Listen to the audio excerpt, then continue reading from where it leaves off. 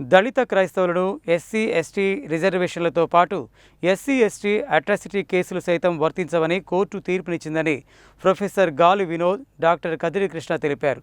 ఈ తీర్పు రాజ్యాంగ విరుద్ధమని ఆవేదన వ్యక్తం చేశారు. క్రిస్టియన్ ఫెలోషిప్ ఆఫ్ నల్గొండ ఆధ్వర్యంలో స్థానిక ఎస్బీఆర్ ఫంక్షన్ హాల్లో శనివారం దళిత క్రైస్తవుల ఐక్యత, సుప్రీంకోర్టు తీర్పు అనే అంశంపై రౌండ్ టేబుల్ సమావేశం నిర్వహించారు. ఈ కార్యక్రమానికి ముఖ్య అతిథులుగా విచ్చేసిన క్రిస్టియన్ ఫెలోషిప్ రాష్ట్ర నాయకులు ప్రొఫెసర్ గాలి వినోద్, డాక్టర్ కదిరి కృష్ణ, మేడి రాజీవ్ సాగర్ విచ్చేసి మాట్లాడుతూ దళిత క్రైస్తవులకు ఎస్సీ ఎస్టీ రిజర్వేషన్లతో పాటు ఎస్సీ ఎస్టీ అట్రాసిటీ కేసు వర్తించదని తీర్పునివ్వడం రాజ్యాంగ విరుద్ధమని అన్నారు. దీన్ని దళిత క్రైస్తవులు తీవ్రంగా ఖండిస్తున్నారని తెలిపారు. దీనిపై దళిత క్రైస్తవులకు అవగాహన కల్పించేందుకు గాను జిల్లా, రాష్ట్ర వ్యాప్తంగా అవగాహన కార్యక్రమాలు నిర్వహించి దళిత క్రైస్తవులను ఏకం చేసి జిల్లా, రాష్ట్ర కేంద్రాలలో ఆందోళన కార్యక్రమాలు చేపట్టడంతో పాటు ఢిల్లీలో సైతం ధర్నా నిర్వహిస్తామని తెలిపారు. Baptist church pastor doctor TS Christopher ఆధ్వర్యంలో జరిగిన ఈ సమావేశంలో సాల్మన్ రాజు, రెవరెండ్ ఫాదర్ జయజీవన్, పసల శౌరయ్య, ప్రశాంత్, ఎలీషా, ఆశయ, జేపీ ప్రభుచరణ్, ప్రవీణ్ కుమార్, ప్రదీప్, సామేల్, జయప్రకాష్, లక్ష్మయ్య, జేమ్స్, నెతానియల్, దేవరాజ్, ప్రభుదాస్, అబ్లహోం తదితరులు పాల్గొన్నారు. ఇటీవల సుప్రీంకోర్టు ఒక జడ్జిమెంట్ ఇచ్చింది 2 జడ్జీలతో.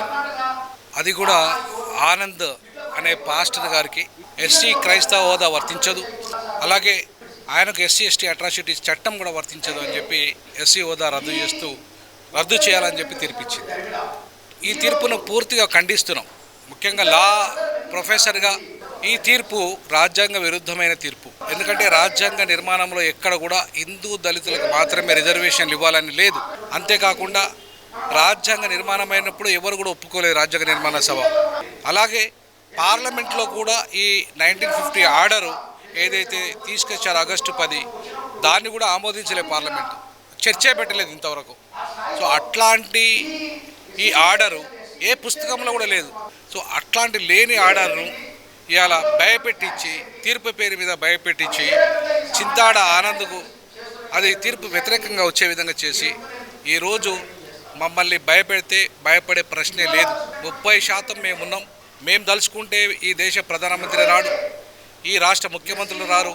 మేము తలుచుకుంటే ఈ దేశ ప్రజాస్వామ్యంలో మా ఓటు లేకపోతే ఎవరికూ అధికారం రాదు. సో కాబట్టి ఇప్పటికైనా సుప్రీంకోర్టు రాజ్యాంగ మౌలిక స్వరూపానికి లోబడి తీర్పులు ఇవ్వాలి. అలాగే కేంద్ర ప్రభుత్వము రాజ్యాంగానికి లోబడి మాత్రమే చట్టాలు చేయాలి తప్ప తమ ఇష్టారాజ్యంగా చేస్తా, తీర్పులు ఇప్పిస్తా, తమ ఇష్టారాజ్యంగా నడిపిస్తా అంటే నడవదీయం. మా ప్రజల్ని ఏకం చేసి 30 ఎంపీ సీట్లను గెలిచి మీ యొక్క ఆటలు సాగనీయం ఈ దేశంలో అని చెప్పేసి ఈ సందర్భంగా తెలియజేస్తున్నాం.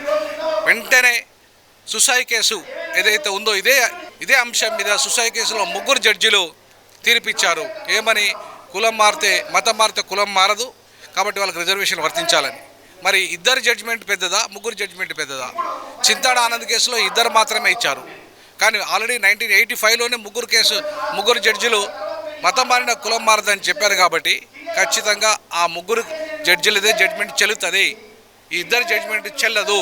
కాబట్టి ఈ చెల్లని తీర్పిచ్చి మమ్మల్ని భయపెడితే మేము భయపడము. ఎట్టి పరిస్థితుల్లో ఈ దేశ రాజ్యాంగాన్ని రాసింది మా బాబాసాహెబ్ అంబేద్కర్. ఆయనే ఒప్పుకోలేదు దళిత క్రైస్తవులకు రిజర్వేషన్ వద్దంటే ఆయన ఒప్పుకోలేదు. కాబట్టి ఆ ఒప్పుకోని అంశాన్ని మీరు బలవంతంగా మా మీద రుద్దుతా అంటే ఊరుకునే ప్రశ్న లేదు. రానున్న రోజుల్లో దేశవ్యాప్తంగా ఈ అంశం మీద ఢిల్లీలో మహాధర్నా నిర్వహించబోతున్నాం. ఇప్పటికైనా బీజేపీ ప్రభుత్వము దిగివచ్చి, మా నరేంద్ర మోడీ గారు వస్తున్నారు ఇక్కడికి హైదరాబాద్కి, ఇప్పటికైనా మా పట్ల సరి అయిన దృక్పథాన్ని ప్రకటించకపోతే బీజేపీని తెలంగాణలో అడుగు కూడా పెట్టనీయం, 1 సీటు కూడా గెలవనీయం అని చెప్పేసి బీజేపీకి, నరేంద్ర మోడీకి హెచ్చరిక చేస్తా ఉన్నాం. ఈరోజు దురదృష్టకరమైన రోజు మాకు. ఏదైతే సుప్రీంకోర్టు జడ్జిమెంట్ వచ్చిందో దళిత క్రిస్టియన్స్ అగెనిస్ట్గా ఎవరైతే క్రిస్టియన్స్ అవుతారో వారికి రిజర్వేషన్ ఉండదు అని ఏదైతే జడ్జిమెంట్ ఇచ్చారో మార్చిలో, దానికి వ్యతిరేకంగా మేము దేశం మొత్తం కూడా తిరుగుతున్నాం. దేశం మొత్తం కూడా అవేర్నెస్ ఇస్తున్నాం. మనకి ప్రియంబుల్ ఏదైతే ఉందో కాన్స్టిట్యూషన్లో, దానికి ఎవరైతే 18 ఇయర్స్ దాటిన వారు ఎవరైనా కూడా ఏ మతాన్నన్నా కూడా తీసుకునే హక్కు మనకుంది. ఆ హక్కును ఉల్లంఘిస్తూ సుప్రీంకోర్టు ఈ రోజున ఏదైతే 1950 ఆర్టికల్ ప్రకారం ఏదైతే దీన్ని అన్యాయం ఇది మారితే కులం పోదు అని ఏదైతే ఇచ్చారో దానికి వ్యతిరేకంగా చేస్తున్నాం. ఇప్పటికైనా సెంట్రల్ గవర్నమెంట్ కళ్ళు తెరవాలి. తెలిసి రాజ్యాంగంలో 1950 ఆర్టికల్ని ఇమ్మీడియట్గా మార్చాల్సిన అవసరం ఉంది. వారు ఎవరికి మత స్వేచ్ఛ ఎవరికైనా ఉంటుంది. మతం మారినందువల్ల ఇప్పుడు మా బుద్ధిస్టులకి ఇచ్చారు, అదే రకంగా సర్దార్జీస్కి ఇచ్చారు, క్రిస్టియన్స్కి ఇవ్వటానికి ఎందుకు భయపడుతున్నారు నాకు అర్థం కావట్లేదు.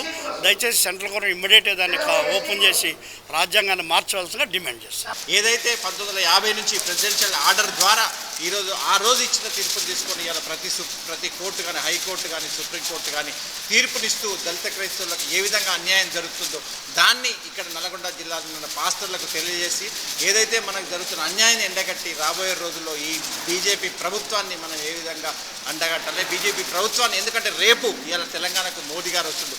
మోదీ గారిని ఈ వేదిక నుంచి అడుగుతా ఉన్నాం, ఏదైతే మీరు ఇంతకుముందు ఇచ్చిన తీర్పు ప్రకారము ఏదైతే బుద్ధిజంలో పోయిన వారికి క్రిస్టియన్స్ ఏ విధంగా ఉంటారో వాళ్ళు ఏ విధంగా ఉండాలో, సిక్కులు అయితే ఏ విధంగా ఉన్నారో వాళ్ళ సిక్కులు అదే విధంగా ఉన్నారో, ఏదైతే దళితులలో ఉన్నటువంటి ఎస్సీ మాలామాదిగలు క్రిస్టియానిటీని తీసుకుంటే వారికి రావాల్సిన విధంగా ఎస్సీ ఏదైతే ఉందో అదే విధంగా రావాలని కోరుకుంటూ ఇవాళ ఈ వేదిక నుంచి ప్రధానమంత్రి గారిని కోరుతా ఉన్నాం. ఎందుకంటే మాకు ఇవాళ మీరు ఏ రోజు ఎక్కడ ఎలక్షన్స్ ఉంటే ఆ విధంగానే మీరు ముందుకు పోతారు. కాబట్టి ఇలా మాకు జరుగుతున్న అన్యాయాన్ని ఎండగడుతూ ఈరోజు ఇక్కడ వేదికను ఏర్పాటు చేయడం జరిగింది. కాబట్టి ఇక్కడికి వచ్చిన వాళ్ళందరూ కూడా రాజ్యాంగంలో ఉన్న చట్టాలను ఏ విధంగా మనము ధైర్యంగా ఉండాలి, వాళ్ళకి జరిగిన అన్యాయాన్ని ఏ విధంగా ముందుకు తీసుకోవాలనే ఆలోచనతో వారందరూ కూడా పెద్దలందరూ కూడా ఇక్కడ నాటి పాస్టర్లకు తెలియజేసిర్రు.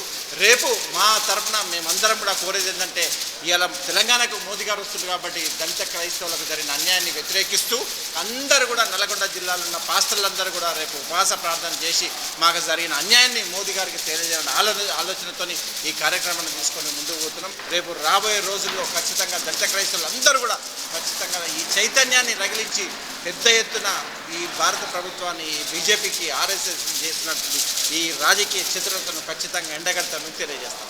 ఈనాడు నల్గొండలో సుప్రీంకోర్టు దళిత క్రైస్తవులపై ఇచ్చిన తీర్పుకు వ్యతిరేకంగా రౌండ్ టేబుల్ సమావేశము కావటం జరిగింది. ఈ యొక్క నల్లగొండలో ప్రతి పాస్టరు, ప్రతి క్రైస్తవుడు యొక్క మీటింగ్స్కు రావటం జరిగింది. మాది ఒక వాదన, దళిత క్రైస్తవులకు వ్యతిరేకంగా ఇచ్చిన ఆర్డర్ను సుప్రీంకోర్టు వారు వెనక్కి తీసుకోవాలి.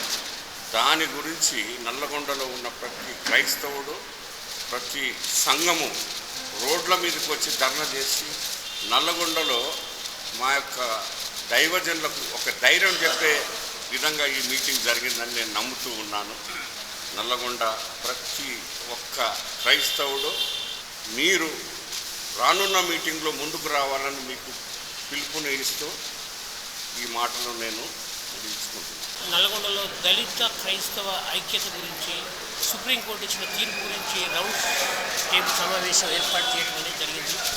కాబట్టి ఈ యొక్క రౌండ్ సమావేశంలో మేము కోరుకునేది ఏంటి అని అంటే, ప్రతి ఒక్క క్రైస్తవ బిడ్డ కోరుకునేది మేము భారతదేశం యొక్క భారతీయులము, భారత మాత బిడ్డలము, మాకు అన్యాయం జరగద్దని చెప్పని ఈనాడు సెంట్రల్ గవర్నమెంట్ మోడీ గారికి మేము ప్రత్యేకంగా చేతులెత్తి ప్రార్థన చేస్తున్నాం. ఏమని అంటే భారత మాత బిడ్డలుగా మాకు న్యాయం చేయమని కోరుతున్నాము. మేము ఇక్కడ భారతీయ బిడ్డలము కాబట్టి మీరు దీన్ని దృష్టిలో పెట్టుకొని మాకు న్యాయం చేస్తారని చెప్పని దళిత క్రైస్తవులకి అన్యాయం చేయకుండా న్యాయం చేస్తారని కోరుకుంటూ మరొకసారి దళిత క్రైస్తవులు క్రైస్తవులందరిపై చేతులెత్తి బ్రతిమాలుతూ మీరు మాకు క్రైస్తవుల యందు వీక్షత చూపించదని కోరుకుంటూ మన ప్రధానమంత్రి గారికి విన్నపాన్ని తెలియజేస్తారు.